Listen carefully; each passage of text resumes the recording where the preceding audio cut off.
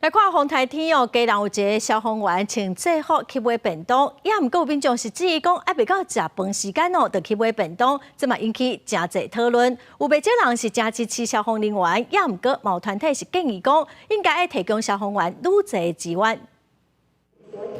救灾工作甲时间早烧热，一旦接到灾情通报，消防人员随穿装备出勤，无时间正常食饭，也是常常有代志。最近风台来袭，家人一名消防员还未到中昼12点，就穿制服外出去买便当，互网友翕相公审，引起讨论。消防署是普遍支持消防人员穿制服买餐用餐。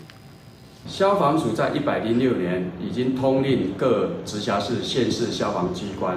在不影响勤务运作之下，穿着消防服外出购买饮品、餐点，以补充体力来执行消防勤务。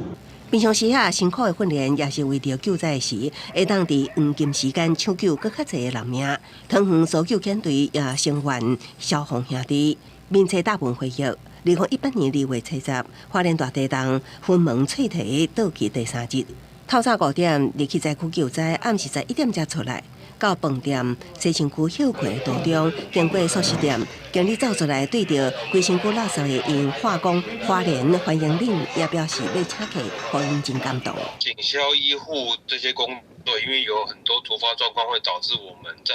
正常吃饭时间不能吃饭，我们只能在工作的时间急急忙忙冲去买饭。消防款役促进会认为，消防后勤资源应该更较健全，若无发生大型天灾，若便当店无开门，便利商店无法度运作，完全无物件通买咧。大批救灾人员敢是爱摇巴肚，建议会当学外国准备防灾食品，注意式的餐鸭肉，互消防救灾用餐无顾虑。记者综合报道。